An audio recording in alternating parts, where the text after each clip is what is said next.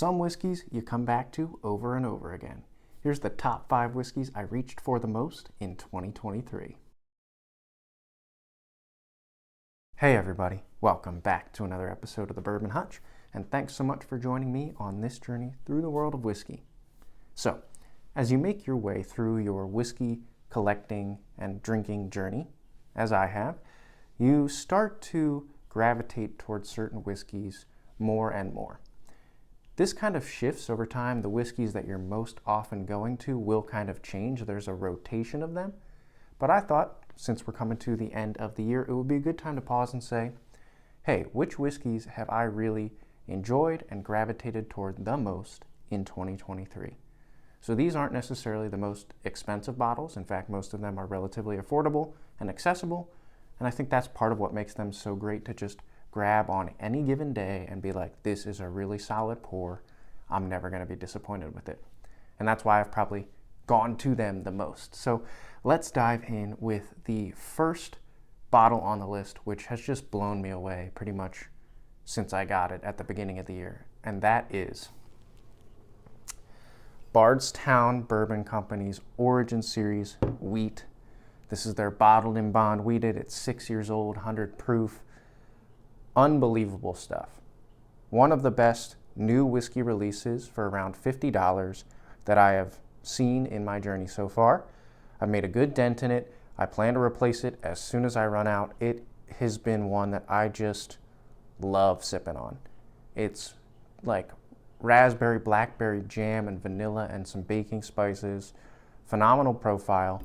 And if you gave this to me, a pour of this, basically any season of the year, I'd be super happy, and I have been really happy drinking on it all year long.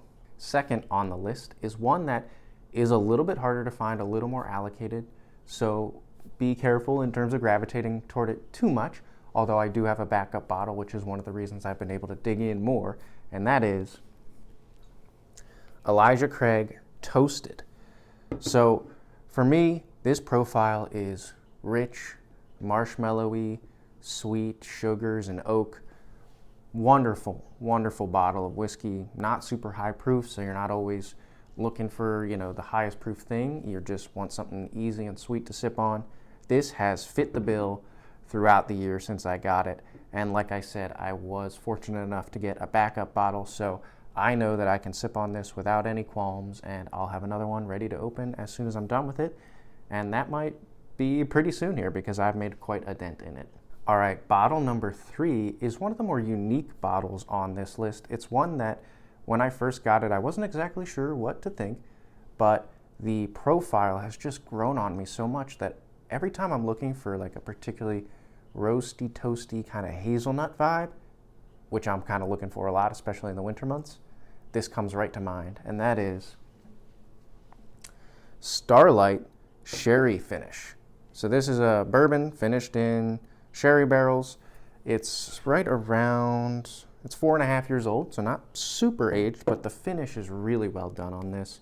Like I said, that sherry barrel adds this like hazelnut, rich vanilla kind of core to it, and their bourbon's pretty solid all on its own. So this is one that I have continually gone to, and it's just a more unique, interesting profile that I've just loved digging into.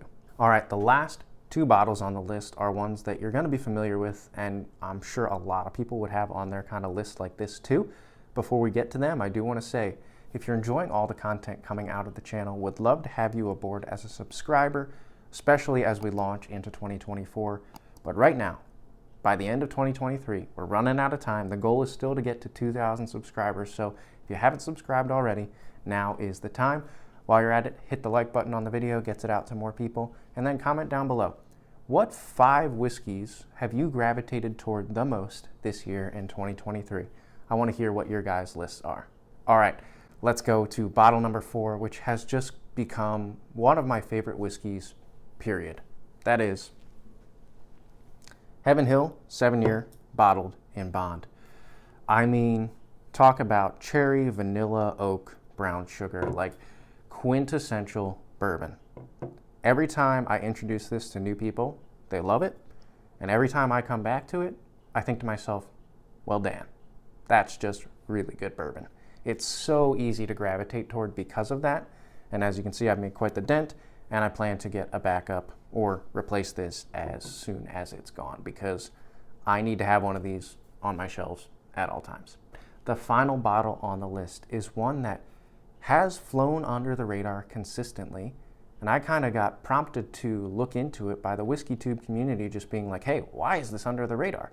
And once I tasted it, I totally agreed. And that is Baker's 7-year-old single barrel. So a phenomenal offering for around $60 to $65. Keep an eye out for some older batches. Mine is 8 years and 7 months old, so quite a bit older than the 7-year age statement here. It's rich. It tastes like cherry cola and vanilla and some spice. Like just a profile that pretty much anybody could get along with, I think.